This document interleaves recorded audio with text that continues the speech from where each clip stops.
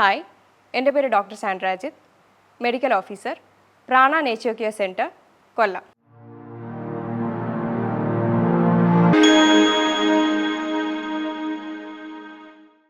ഇന്ന് നമ്മളിവിടെ ഡിസ്കസ് ചെയ്യാൻ പോകുന്ന ടോപ്പിക് ആർത്തവ വിരാമത്തെ പറ്റിയാണ്. ആർത്തവ വിരാമം വരുമ്പോൾ അതിൻ്റേതായ ശാരീരികപരമായും മാനസികപരമായും ബുദ്ധിമുട്ടുകൾ സ്ത്രീകൾ നേരിടുന്നുണ്ട്. ഈ സമയത്ത് അവർക്ക് നമുക്ക് കൊടുക്കാൻ പറ്റുന്ന കെയറുകൾ എന്തൊക്കെയാണ്, അവർക്ക് ഈ സമയത്ത് കഴിക്കാൻ പറ്റുന്ന ന്യൂട്രീഷ്യസ് ആയിട്ടുള്ള ഭക്ഷണങ്ങൾ എന്തൊക്കെയാണ് എന്നാണ് നമ്മൾ ഈ വീഡിയോയിലൂടെ നോക്കുന്നത്. ആർത്തവ വിരാമം എന്ന് നമുക്ക് എപ്പോഴാണ് പറയാൻ സാധിക്കുന്നത്? ഒരു വർഷം അല്ലെങ്കിൽ അതിൽ കൂടുതലായി ആർത്തവ ചക്രം നിലയ്ക്കുന്നു, അതായത് മാസക്കുളി അവസാനിക്കുന്നു. ഇതിനെയാണ് ആർത്തവ വിരാമം എന്ന് പറയുന്നത്. അത് സാധാരണ 40-45 കഴിഞ്ഞ സ്ത്രീകളിലായിരിക്കും സാധാരണയായി കാണുന്നത്. അത് 30 വയസ്സിന് മുകളിലേക്കാണ് കാണുന്നതെങ്കിൽ അത് പ്രീമെച്വർ മെനോപ്പസ് എന്ന് പറയും. ഇത് മറ്റെന്തെങ്കിലും ഹോർമോണൽ പരമായ പ്രശ്നങ്ങളുണ്ടോ എന്നാദ്യം നമ്മളൊരു ഗൈനക്കിനെ കൺസൾട്ട് ചെയ്യേണ്ടതാണ്. സാധാരണമായ ആർത്തവ വിരാമം നോർമലാണ്. എന്തെങ്കിലും കോംപ്ലിക്കേഷൻസ്, ഒട്ടും സഹിക്കാൻ പറ്റാത്ത എന്തെങ്കിലും ബുദ്ധിമുട്ടുകളുണ്ടെങ്കിൽ ഉറപ്പായിട്ടും ഒരു ഡോക്ടറിനെ കൺസൾട്ട് ചെയ്യേണ്ടതാണ്. ആർത്തവ വിരാമ സമയത്ത് എന്തൊക്കെ മാറ്റങ്ങളാണ് ഉണ്ടാവുന്നത്? അതും ശാരീരികപരമായും മാനസികപരമായും നമുക്ക് മാറ്റങ്ങൾ ഉണ്ടാവാറുണ്ട്. ശാരീരികപരമായി നോക്കുകയാണെങ്കിൽ നമ്മുടെ അണ്ഡാശയത്തിൻ്റെ ഉൽപ്പാദനം നിലയ്ക്കുന്നു. ആർത്തവ വിരാമം അടുക്കുമ്പോൾ അണ്ഡാശയത്തിൻ്റെ ഉൽപ്പാദനം നിലയ്ക്കുന്നു.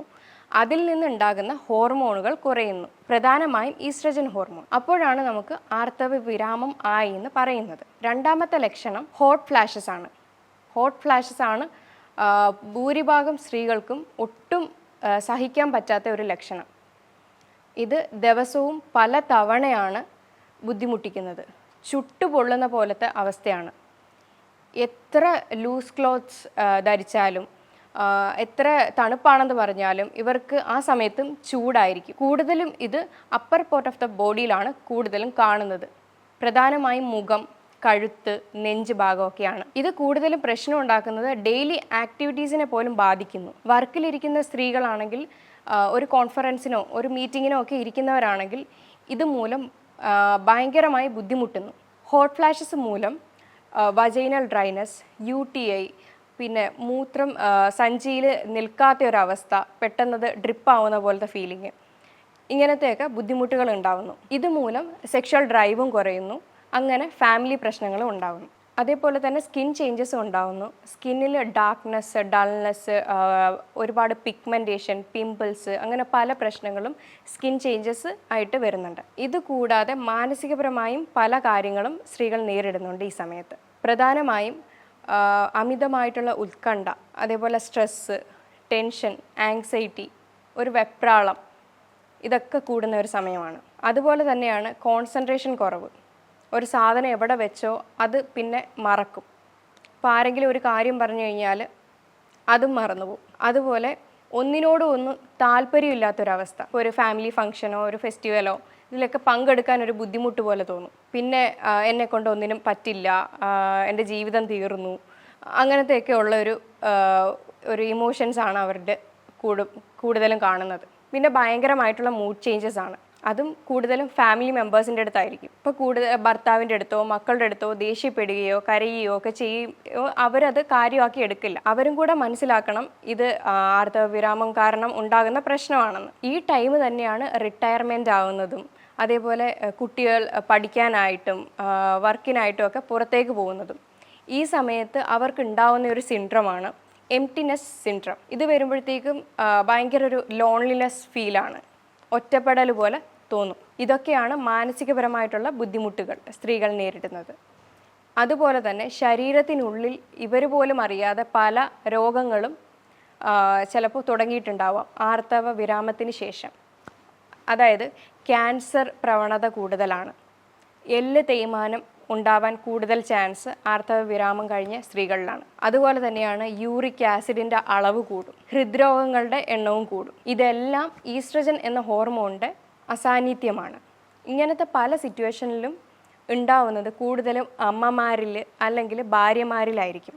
അപ്പോൾ ഈ സമയത്ത് ഇവർക്ക് പെട്ടെന്ന് ദേഷ്യവും കരച്ചിലും ഒക്കെ വരുമ്പോൾ ഈ സമയത്ത് ഇവരുടെ കൂടെ നിന്ന് വേണം നമ്മൾ അവരെ കെയർ ചെയ്യാനായിട്ട്. അവരെ കൂടുതൽ കാര്യത്തിലേക്ക് ഉൾപ്പെടുത്താനായിട്ട് നമ്മൾ പ്രേരിപ്പിക്കണം. പാട്ട് പാടാനോ ഡാൻസ് കളിക്കാനോ അല്ലെങ്കിൽ വരയ്ക്കാനോ വായിക്കാനോ അങ്ങനെയൊക്കെ നമ്മൾ അവരുടെ കൂടെ ഇരുന്ന് അവരെ ഒന്നും ഹെൽപ്പ് ചെയ്യുന്നത് നല്ലതായിരിക്കും. സോഷ്യലായിട്ട് മിങ്കിളാവാനും അവരെ ഹെൽപ്പ് ചെയ്യുക. അപ്പോൾ അവരുടെ ആ ഒരു ഒറ്റപ്പെടലിൻ്റെ ഫീൽ ഇല്ലാതെയാകും. ആർത്തവ വിരാമം എന്നുള്ളത് എല്ലാവർക്കും ഉണ്ടാവുന്ന കാര്യമാണ്. ഇതൊരിക്കലും ഒരു ഒറ്റപ്പെട്ട കാര്യമല്ല. എന്നും പറഞ്ഞ് നമ്മൾ ഈ ലക്ഷണങ്ങളും കാര്യങ്ങളും ഒന്നും സഹിച്ച് ജീവിക്കണം എന്നല്ല പറയുന്നത്. നമുക്കിത് ജീവിത ശൈലിയിലൂടെ തന്നെ മാറ്റാവുന്ന കാര്യങ്ങളേ ഉള്ളൂ. ഈ സമയങ്ങളിൽ ശരീരത്തിന് ആവശ്യമായ ന്യൂട്രിയൻസ് അടങ്ങിയ ഭക്ഷണങ്ങൾ കഴിക്കേണ്ടത് അത്യാവശ്യമാണ്. പ്രധാനമായും ഫൈറ്റോ ഈസ്ട്രജൻ അടങ്ങിയ ഭക്ഷണം, അതായത് പ്ലാൻ ബേസ്ഡ് ഈസ്ട്രജൻ ആണ്. ഈസ്ട്രജൻ്റെ കുറവ് മൂലം നമ്മൾക്ക് ഇതിലൂടെ ഒരു പരിധി വരെ നിയന്ത്രിക്കാൻ പറ്റും. പ്രധാനമായും സോയാ ബീൻസിലാണ് ഇത് കൂടുതലും കാണുന്നത്. സോയാ ബീൻസിൽ തന്നെ അതിന് ടോഫു എന്ന ഒരു വെറൈറ്റിയിലും കാണുന്നുണ്ട്. അതേപോലെ തന്നെയാണ് dry fruits, onion, garlic, nuts, seeds. നട്ട്സിൽ തന്നെ ആൽമണ്ട്, കാഷ്യൂ, പിസ്ത, സീഡ്സിൽ sunflower seed, flax seed, sesame seed, ഇതിലെല്ലാം നന്നായിട്ട് ഫൈറ്റോ ഈസ്ട്രജൻസ് അടങ്ങിയിട്ടുണ്ട്. അതുപോലെ തന്നെയാണ് കുറച്ച് വൈറ്റമിൻസും മിനറൽസും. Vitamin B, C, D, omega 3 fatty acids ഇതെല്ലാം ഇമ്പോർട്ടൻ്റ് ആണ്. ഇതിൻ്റെ കൂടെ തന്നെ zinc, selenium, magnesium, iron, calcium, phosphorus ഇതെല്ലാം തന്നെ പ്രൊവൈഡ് ചെയ്യേണ്ടത് വളരെ വളരെ അത്യാവശ്യമുള്ള കാര്യമാണ്. അതേപോലെ പ്രോട്ടീൻസും എടുക്കേണ്ട ഒരു സമയമാണ്. അപ്പോൾ ഇത്രയൊക്കെയാണ് നമ്മൾ ചെയ്യേണ്ടത്. ഹെൽത്തി ആയിട്ടൊരു ലൈഫ് സ്റ്റൈൽ മോഡിഫൈ ചെയ്യുക. അതിൻ്റെ കൂടെ നല്ല ഡയറ്റ്, ഉറക്കം, വെള്ളം, എക്സർസൈസ് അല്ലെങ്കിൽ യോഗ, മൈൻഡ് റിലാക്സിങ് എക്സസൈസ് ഒക്കെ ചെയ്യുന്നത് വളരെ വളരെ നല്ലതാണ്. സാധാരണ സ്ത്രീകളിൽ ഒരു പ്രശ്നമുണ്ട്. ഈ ഒരു സമയത്ത് അവർ അധികം ഫുഡൊന്നും എടുക്കാറില്ല.